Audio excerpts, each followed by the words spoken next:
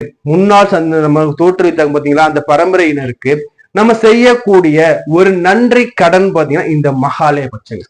அப்ப நம்ம நன்றி செலுத்தும் என்ன சார் நடக்கும்னு பாத்தீங்கன்னா, இதை 12 மணிக்கு வச்சுக்கோங்க. ஏன்னா சூரிய உதயத்துக்கு பிறகுதான் நம்ம எள்ளு தண்ணி இறக்கணும். ஏன்னா அப்படி சொல்றோம்னா, முன்னோர்கள் சூரியன் வாயிலாக வர்றாங்க, சூரிய ஒளிக்கதிர் மூலியமா தான் பூமிக்கு வர்றாங்கிறது ஐதீகம்.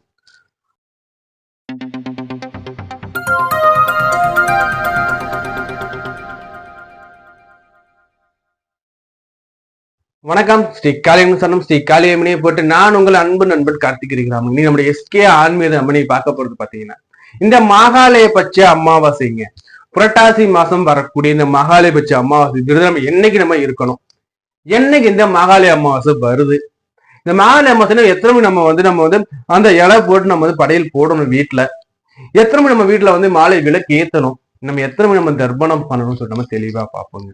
அதற்கு முன்னாடி நீங்க இன்னும் டிஸ்கஸ் சப்ஸ்கிரைப் பண்ணாம தான் வீடியோஸ் பாத்தீங்கன்னா, உங்களோட விலை மதிப்பு இல்லாத பொண்ணான சப்ஸ்கிரைப் பண்ணி எனக்கு கிளிக் பண்ணி வைங்க. அதே வீடியோ லைக் பண்ணுங்க. உங்க உற்றார் உறவினர் நண்பர்கள் வீடியோ பகிர்ந்தளிங்க. ஏன்னா நீங்க அவங்களும் தெரிஞ்சுக்கிட்டுங்க. இப்போ மகாலய அமாவாசை, இந்த மகாலய அமாவாசைங்கிறது மகாலய பட்சம் சொல்லுவாங்க. அதாவது 15 நாட்கள், அதாவது பௌர்ணமி முடிந்த நாள்ல இருந்து அமாவாசை வரைக்கும் உள்ள 15 நாட்கள் பாத்தீங்கன்னா இந்த மகாலய பட்சம். இந்த மகாலய பட்சத்தை நீங்க பாத்தீங்கன்னா, நம்மளுடைய முன்னோர்கள் நம்ம வீட்டுக்கு வருவாங்கன்னு சொல்லக்கூடியது ஒரு ஐதீகங்க. இந்த நாட்கள்ல பாத்தீங்கன்னா நம்ம இந்த அமாவாசை இருக்கும் பாத்தீங்கன்னா, மாதம் வரக்கூடிய அமாவாசை நம்ம தவற விட்டு இருந்தாலும் சரி, இல்ல நம்ம தர்ப்பணம் கொடுக்க மறந்திருந்தாலும் சரி, இந்த மகாலய அமாவாசை தர்ப்பணமோ விடுபட்டு நம்ம பண்ணிக்கிடக்கூடிய ஒரு மிக முக்கியமான நாள் பார்த்தா இந்த மகாலய பட்சங்க. இந்த மகாலய பட்சம் சம்பந்தம் நிறைய வீடியோகள் நம்ம சேனல்ல எடுத்து பாருங்க. இதுல நான் நீ பேசப்பட்டு பாத்தீங்கன்னா, இந்த மகாலய பட்சம் வரக்கூடிய அமாவாசைங்க, இந்த 15 நாளும் என்னால தர்ப்பணம் பண்ண முடியலங்க, எள்ளும் தண்ணி என்னால இறைக்க முடியலங்க, இந்த 15 நாள் என்னால வழிபாடு பண்ண முடியல சொல்லக்கூடியவங்களுக்கு 15வது நாளா வரக்கூடிய மகாலய அமாவாசை. இந்த மகாலய அமாவாசை என்ன சார் பண்ணணும்னு சொல்லி பார்க்க போறாங்க. இந்த மகாலய அமாவாசையில பாத்தீங்கன்னா, ஒரு மனிதர் தனக்கு யார் உதவி செய்தாலும் நன்றி தெரிவிக்கிறது பாத்தீங்கன்னா மிக மிக உன்னதமான செயல் சொல்லக்கூடியதுங்க.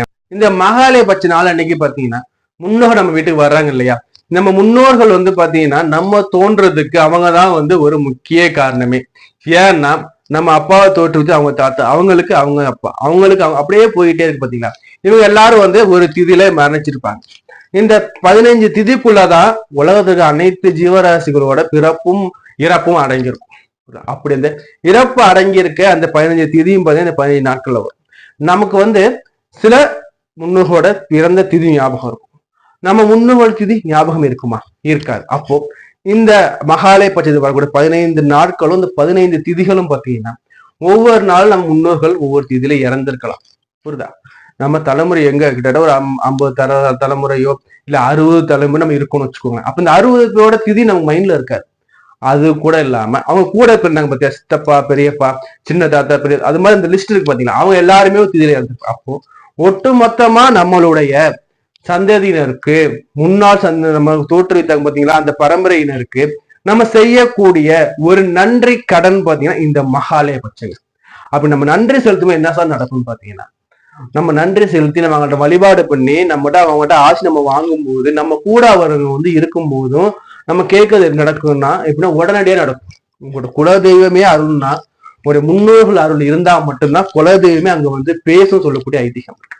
அப்போ ஒரு மனிதனுடைய இன்ப துன்பங்கள் அனைத்திலுமே பாத்தீங்கன்னா முன்னோர்களோட பங்குங்கிறது மிக மிக முக்கியங்க.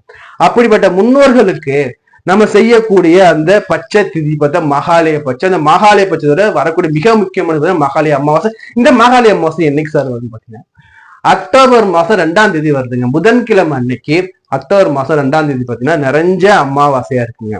இந்த அமாவாசை அன்னைக்கு தாங்க நம்ம முன்னோருக்கு நம்ம அமாவாசை அந்த மகாலயபட்ச அமாவாசை கொடுக்கணுங்க. அந்த மகாலயபட்ச அமாவாசை எப்போ சார் நான் உங்களுக்கு பாத்தீங்கன்னா இந்த நம்ம சொல்லக்கூடிய இந்த எள்ளும் தண்ணியும் இறக்கணும் சார் பாத்தீங்கன்னா, காலையில 6 மணில இருந்து மதியம் நண்பகல் 12 மணி வரைக்கும் எள்ளு தண்ணி இறக்கலாங்க. எப்படி? காலையில 6 மணில இருந்து மதியானம் 12 மணி வரைக்கும் 2ஆம் தேதி எள்ளு தண்ணி இறக்கலாம் சார். இந்த எள்ளு தண்ணி எப்படி சார் நான் இறக்கிறதுன்னு பாத்தீங்கன்னா, உங்களுக்கு நதிக்கரை இருக்கு இல்ல கடற்கரைக்குன்னா அங்க போயிட்டு பிண்டம் வச்சோம் இல்ல ஒரு அந்தனர் வச்சும் நீங்க அங்க அந்த திதி கொடுக்கலாங்க. அதாவது அந்த மகாலய பட்ச அமாவாசை அந்த முறையை நீங்க செய்யலாங்க. சார் என்கிட்ட அவ்வளவு வசதி இல்லை சார், வீட்டிலேயே வச்சும் பண்ணலாம் சார், அதுக்குன்னு வசதி இல்லை சார். எள்ளும் தண்ணி இறைக்கிறது பாத்தீங்கன்னா ஒரு தாம்பூலத்திலயோ இல்ல ஒரு குண்டான்லயோ வச்சுக்கிட்டு என்ன பண்ணுங்க, இந்த எள்ளு தண்ணி இறைச்சிட்டு அந்த எள்ளு தண்ணி வந்து முளைக்க கூடாத இடமா உள்ள நம்ம சிங்க்லயோ இல்ல ஆற்றுலயோ கொண்டு அதை விட்டுடுங்க. சரி, இதை வந்து 12 மணிக்குள்ள வச்சுக்கோங்க. ஏன்னா சூரிய உதயத்துக்கு பிறகுதான் நம்ம எள்ளு தண்ணி இறைக்கணும். ஏன்னா அப்படி சொல்றோம்னா, முன்னோர்கள் சூரியன் வாயிலாக வர்றாங்க, சூரிய ஒளிக்கதிர் மூலியமா தான் பூமிக்கு வர்றாங்கிறது ஐதீகம். அப்போ நம்ம என்ன பண்ணீங்க, எள்ளு தண்ணி இறைக்கும் போது சூரியன் நினைச்சுக்கிட்டு சூரியனுக்கு முன்னாடிதான் நம்ம இறைக்கணுமே தவிர சூரியன் நம்ம மறைச்சு இறைக்க கூடாது. நல்லா பாருங்க, திதி கொடுக்கும் போதும் சரி, நம்ம வந்து உங்க பிண்டம் கரைக்கும் போதும் சரி, சூரியனை பார்க்க வச்சு சூரியன்கிட்ட அந்த மந்திரம் சொல்லித்தான் அங்க செய்வாங்க. ஏன்னா சூரியன் கிட்ட தான் வர்றதா ஐதீகம். சரி, அடுத்தபடியா சார் நான் இலை போட்டு எப்படி சார் படையல் பண்றதுன்னா, அவங்களுக்கு சைவ படையல் தான் போடணும். இந்த சைவ படையல் போடுற நேரம் பாத்தீங்கன்னா 2ஆம் தேதி அன்னைக்கு காலை 11 மணில இருந்து 11:45 பண்ணிடுங்க. 11ல இருந்து 11:45 இலை போட்டு முடிச்சிருங்க. அப்படி இல்ல சார் லேட் ஆகுதுன்னா 1:30 மணிக்கு மேல போடுங்க, 2 மணிக்குள்ள முடிச்சிருங்க. எப்படி காலையில 11 மணில இருந்து 11:45 இலை போட்டுருங்க. அப்படி இல்ல சாருங்கிறவங்க மதியம் 1:30 இருந்து 2 மணிக்குள்ள அந்த இலை போட்டு அவங்களுக்கு நிவேதியம் பண்ணிடுங்க. சார் என்ன சார் நான் சாப்பாடு வைக்கிறேன்னா, சாம்பார் சாதம் வைங்க. இதுல பாத்தீங்கன்னா வாழைக்காய் பூசணிக்காய் கம்பல்சரி இருக்கிற மாதிரி பாத்துக்கோங்க. பச்சரிசி சாதம் இருந்தா ரொம்ப ரொம்ப நல்லதுங்க. இது 3 இருக்கான்னு பாத்துக்கோங்க. படையல் போடுற இடம் பாத்தீங்கன்னா உங்களுடைய பூஜை அறையாக இல்லாமல் பாத்துக்கோங்க. தீபாவளி எங்க நம்ம வைக்கிறோமோ, பூஜையில தீபாவளி கொண்டாட மாட்டோம் இல்லையா, தனியா ஒரு மாடம் வச்சு செய்வோம், இல்ல தனியா இடத்துல தீபம் ஏற்றி செய்வோம் பாத்தியா, அது மாதிரி தனியான இடமா வச்சுக்கோங்க. அங்க வச்சு படையல் போட்டு அங்க வச்சு அவங்களுக்கு என்னன்னா பிடிக்குமோ எல்லாம் வாங்கி வைங்க. அன்றைய நாள் தானம் கொடுங்க. அன்றைய நாள் அன்னைக்கு தானம் கொடுக்க ரொம்ப ரொம்ப நல்லது. புரியுதா? ஒரு 100 ஏழைகளுக்கு அன்னதானம் பண்ணலாம், இல்லைன்னா ஒரு 50 ஏழைகளுக்கு உணவு அளிக்கலாம். இல்ல சார் என்னால அதெல்லாம் வசதி இல்ல சார் நினைக்கிறேன், நீங்க என்ன பண்ணுங்க, காகத்துக்கு உணவளிங்க, உயிரினங்களுக்கு உணவளிங்க. இதுல குறிப்பா பாத்தீங்கன்னா சில சொல்லுவாங்க, சார் நான் வந்து எங்க அப்பா தாத்தங்காவும் நான் வந்து தானத்துல வஸ்திர தானம் கொடுக்கலாமா சார்? தாராளமா கொடுக்கலாம். ஆடைகள் வாங்கி இன்னைக்கு கொடுக்கலாம், எந்த தப்பும் கிடையாது. இன்னும் உங்களுக்கு புண்ணிய பலம் அதிகரிச்சு கொடுக்குங்க. சரி, அடுத்தபடியா மாலையில விளக்கேத்தணும் பாத்தீங்களா? இந்த மாலை எப்ப சார் விளக்குதுன்னா 6 மணிக்கு பிறகு நீங்க எப்ப வேணா விளக்கேத்தலாங்க. இந்த மகாலய பட்ச அமாவாசை அன்னைக்கு நீங்க படையல் போட்டு உங்கள் பூஜை அறையை தவிர்க்கிறது ரொம்ப நல்லது. இயல்பாக நம்ம செய்யக்கூடிய பூஜையில செய்யாம வெளில வச்சு பண்ணிக்கோங்க. பூஜை அறைக்கு அந்த இடையோ இல்ல தனியா மாடம்னா அங்க வச்சு நீங்க பண்ணிக்கோங்க. இதுதான் மிக முக்கியமா செய்யக்கூடியது. உணவுல பாத்தீங்கன்னா அங்க வாழைக்காய் பூசணிக்காய் அதே மாதிரி பச்சை அரிசி சாதம் ரொம்ப ரொம்ப உண்டதம். சரி, இதுல தானம் ரொம்ப ரொம்ப தானம், அது அன்னதானமாக இருந்தாலும் சரி, வஸ்திர தானமாக, உங்களுடைய வசதி என்னவோ அந்த வசதிக்கு ஏற்ற மாதிரி பண்ணிக்கோங்க.